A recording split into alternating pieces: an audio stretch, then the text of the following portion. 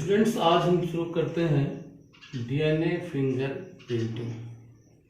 तो DNA finger printing क्या है कि भारत में बहुत पहले से फिंगर के प्रिंट का या पाम का प्रिंट का या सोल का प्रिंट का एक आइडेंटिफिकेशन के रूप में इस्तेमाल किया जाता रहा है। और ये जो स्टडी आप कर सकते हैं, prints of finger, palm, sole is known as dermatoglyphics. इस साइंस को, जिसके अंदर फिंगर, पाम और सोल के प्रिंट का आइडेंटिफिकेशन के रूप में इस्तेमाल किया जाता है, उस साइंस को कहते हैं डर्मेटोग्लाइफिक्स।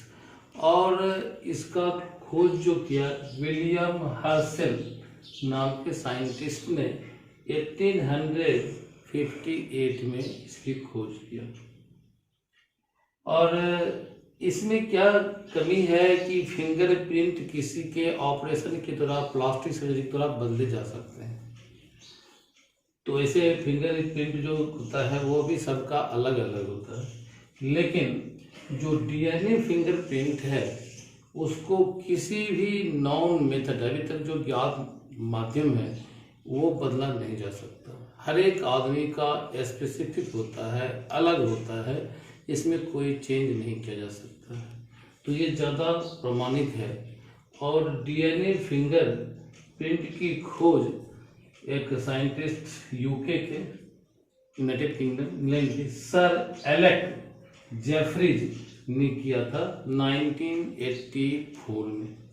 और भारत में इसकी शुरुआत VK कश्यप और डॉक्टर लालजी सिंह ने किया। ऐसे भारत में जो ये फिंगर प्रिंटिंग की शुरुआत हुई थी, जलपाईगुड़ी में एक मर्डर केस के क्रम में बाय चांस हुआ था। वो फिंगर प्रिंट की बात मैं कर रहा हूँ। और ये देखते हैं अब कि डीएनए फिंगर प्रिंट ये है क्या।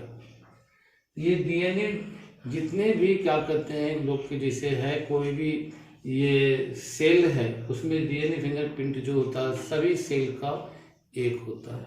और ये किसी जैसे हेयर फॉलिकल, हेयर में सेल्स होते हैं, या स्पर्मेटोजोआ जो है, स्पर्म भी सेल है। किसी के साथ मान लो कोई रेप केस हुआ या कोई डकैती था, तो उसमें ओरिजिनल जो क्रिमिनल है, रेपिस्ट है या कोई डकैती करने वाला है या मर्डरर है, उसके ओरिजिनल इसमें पहचान होती है। तो पहचान कैसे होती है? तो डीएनए जो है वो क्या है, उस पर वो न्यूक्लियोटाइड्स के बने होते हैं। और उसमें डीएनए में कुछ ऐसे न्यूक्लियोटाइड्स होते हैं, उसके एक सीक्वेंस होते हैं जो कि प्रोटीन को कोड नहीं करते हैं, लेकिन वो डीएनए पे कई जगह पे वो सीक्वेंस आते हैं और कई बार रिपीट होते हैं। और वो क्या होते हैं, प्रोटीन को भले ही कोड नहीं करता हो, लेकिन वो इनहेरिट होते हैं एक पीढ़ी से दूसरे पीढ़ी में। और उस रिपीट को क्या कहते हैं, VNTR करते हैं, VNTR, यानी कि वेरिएबल नंबर टेंडम रिपीट। ये स्पेसिफिक होते हैं, सभी हर एक लोगों का अलग अलग ये VNTR होते हैं। इसको मिनी सेटेलाइट भी कहते हैं, मिनी सेटेलाइट कहते हैं। इसी के आधार पर लोगों की पहचान होती है, क्योंकि हर एक व्यक्ति में ये VNTR जो है, ये रिपीट जो है, जो डीएनए में बार बार आता है, हमारे प्रोटीन को ये नहीं कोड करता है, लेकिन ये स्पेसिफिक होते हैं अलग में। ये दो आदमी का बिल्कुल एक जैसा कभी नहीं हो सकता है। इसी के आधार पे क्या करते हैं, उसको पहचानते हैं। तो इसका पहले देखते हैं प्रोसेस क्या है। तो जैसे किसी का, जैसे मान लीजिए कोई क्राइम के करने के क्रम में किसी का कोई मर्डर कर रहा हो, और जिसका मर्डर कर रहा हो वो बचाव में अपना बाल खींच लिया हो, तो उसका हेयर फॉलिकल है, उससे उसका डीएनए निकाला जा सकता है। या किसी के साथ रेप हुआ, स्पर्म भी एक सेल है, तो उससे भी डीएनए निकाला जाता है। और ये VNTR की जांच की जाती है। तो ये सबों में VNTR जैसा बताया कि अलग अलग होता है और ये इनहेरिट होता है। एक कोई चाइल्ड जो है, बच्चा जो अपने मदर से 6 VNTR और फादर से 4 मिल लेता है VNTR। ये क्या किसी अगर आधा भी मिल जाता है किसी फादर से तो वो समझा जाता है कि उसका बच्चा है, क्योंकि इतना इससे ज़्यादा किसी का 50% ज़्यादा मदर से अदर्स नहीं मिलता है। तो हॉस्पिटल में जिससे पैटर्नल डिस्प्यूट हुआ कि एक साथ कई बच्चे जन्म लिया, कोई नर्स की गड़बड़ी से या किसी तरह से बच्चा उलटफेर हो गया, तो माँ को संतुष्टि नहीं होगी कि दूसरे के बच्चा कैसे पाले, तो वो जांच होता है। तो इसी VNT के आधार पर DNA फिंगरप्रिंटिंग के आधार पर उसकी पहचान की जाती है। तो क्या हुआ, जैसे यह ब्लड सैंपल ले लिए और उससे DNA ये निकाल लिए और DNA निकालने के बाद क्या होता है, इसको रेस्ट्रिक्शन इंडोन्यूक्लियेज एंजाइम या इसको न्यूक्लियर सीजर भी कहते हैं, उससे इसको कई छोटे छोटे टुकड़े में बांट देते हैं, फ्रेगमेंटेशन कर लेते हैं इसका। तो ये क्या हुआ, DNA को क्या बताया, रेस्ट्रिक्शन इंडोन्यूक्लियेज एंजाइम शेप के द्वारा क्या करते हैं, इसका फ्रेगमेंट में बांट लेते हैं और प्रत्येक फ्रेगमेंट में ये VNTR होते हैं। अब उसको क्या करते हैं, इसमें जो VNTR है इसका इसको क्या लेते हैं, इसको ये आपको पहले इलेक्ट्रोफोरेसिस के द्वारा उसको उसके अकॉर्डिंग साइज में उसको निकाल लेते हैं, इससे एग्रोजेल में इसको रखते हैं DNA को, ताकि वो खराब नहीं हो, क्लम्पिंग नहीं हो। अब उसका इलेक्ट्रोफोरेसिस क्या है, एक ऐसा टेक्निक है जिसमें कि DNA को किसी सॉल्यूशन से इलेक्ट्रिक जैसे फील्ड है उसमें उसको क्या करते हैं, एनोड पे उसको क्या किया जाता है, कलेक्ट सेपरेट किया, अलग किया जाता है।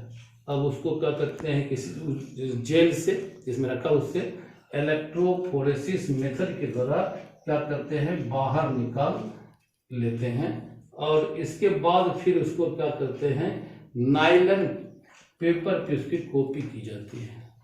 इसको कहते हैं southern blotting technique. Southern blotting के द्वारा इसको ले लिए।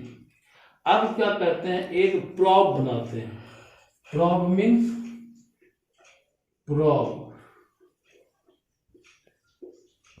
ये प्रॉब जो है सिंगल स्टैंडर्ड DNA है जिसको कि लैब में बनाया जाता है और ये जो इसमें जो नाइट्रोजन बेस है, जैसे मान लिया DNA में अगर A है तो इसके आगे जुटेगा C है तो ये G ट्रिपल बॉन्ड, इसी तरह से रिपीट होता है। T है, ये क्या कहते हैं A है, G है, तो ये सीक्वेंस है।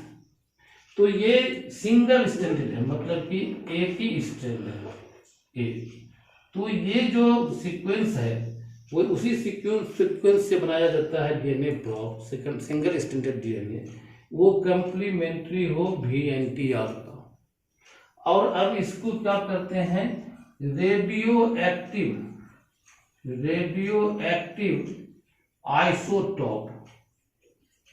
आइसोटॉप के द्वारा क्या करते हैं, लेवल कर देते हैं, उसमें इंट्रोड्यूस कर देते हैं, उसके सॉल्यूशन में डाल देते हैं जिसमें समय चला गया। अब इसको क्या करते हैं, देखिए यहाँ पे DNA प्रॉब को बाइंड कराते हैं किससे, VNTR से। चूंकि ये सिंगल स्टैंडर्ड है तो ये उसके क्या करते हैं, जो कंप्लीमेंट्री है बेस, इसमें DNA प्रॉब में जैसे ये क्या करते हैं G और ये फिर A और ये फिर C, तो ये उसमें कंप्लीमेंट्री उसमें इंट्रोड्यूस कर जाते हैं। ये रेडियो एक्टिव सब्सटेंस इसमें प्रॉब में घुसा, इसके बाद वो VNTR में घुसा। अब घुस गया, इसके बाद अब क्या करते हैं, इस पे एक एक्सरे इस पर एक्सपोज करते हैं। क्योंकि जहाँ जहाँ पर ये रेडियो एक्टिव सब्सटेंस था वो VNTR में भी इंट्रोड्यूस हुआ। अब उस पर जब एक्सपोज करेंगे एक्सरे तो वो डार्क बैंड के रूप में दिखेगा। देखिए यहाँ पे डार्क बैंड के रूप में है और ये पैटर्न जो अगर सस्पेक्टेड पर्सन है और जो मान रही है कि कहीं कई लोग पकड़ाया कि कौन मर्डर किया या कौन रेप किया, तो उसमें जो स्पर्म है जिसके संबंध में कहा जा रहा है कि रेपिस्ट है, उसके स्पर्म से मैच कराते हैं। तो अगर ये इस तरह का पैटर्न आता है तो इसका मतलब वही क्रिमिनल है। तो इस तरह से ये हो गया आपका प्रिंसिपल कैसे इसको करते हैं। अब इसका क्या करते हैं इस्तेमाल, हम लोग देखते हैं कि क्या क्या इसका यूज है। अब हम लोग देखते हैं इसका एप्लीकेशन ऑफ डीएनए फिंगरप्रिंट, यानी इसका सिग्निफिकेंस क्या है, इम्पोर्टेंस क्या है, क्या इसका यूज है, ये सारी चीज़ें। तो पहला क्या है, it helps in detection of original और रियल क्रिमिनल। वास्तविक कोई अपराधी कौन है उसकी पहचान करने में ये मदद करता है। डीएनए फिंगरप्रिंट के आधार पर उसको पकड़ा जा सकता है। इट सोल्व्स पैटर्नल डिस्प्यूट, किसी से कोई इस तरह की घटनाएं होती हैं कि किसी का जैसे समाज के सामने शादी नहीं कर किसी का संबंध रहा, बच्चा हुआ, बाद में कहीं बच्चा मिला नहीं, तो डीएनए फिंगरप्रिंट से आप पता कर सकते हैं कि ये उसका ओरिजिनल बच्चा है। फिर इनकार करने से कोई मतलब नहीं है, उसको स्वीकार करना पड़ेगा। दूसरा है, it restores the health of a person suffering from leukaemia और ब्लड कैंसर। अगर कोई व्यक्ति ब्लड कैंसर से सफ़र कर रहा है तो उसको स्वस्थ करने में मदद कर सकता है ये। It can be used to study the breeding pattern of animals facing the danger of extinction. ऐसे कुछ जंतु हैं जो लुप्त हो रहे हैं, उसका ब्रीडिंग पैटर्न क्या है उसको जानने में इससे मदद मिल सकती है। Next, it can solve the problem of evolution. विकास के संबंध में जो ढेर सारे थ्योरी दिए जा रहे हैं उसको सुलझाने में ये डीएनए फिंगरप्रिंट मदद कर सकता है। तो ये समाप्त होता है चैप्टर, और इसी के साथ आपका जेनेटिक्स समाप्त होता है। और इसके बाद हम लोग नए क्या करते हैं चैप्टर को लेके आएंगे। और आपको ये वीडियो देखने के लिए धन्यवाद। आप चैनल को जरूर सब्सक्राइब करें ताकि आने वाली वीडियो की सूचना आप तक आ जाए। Thank you.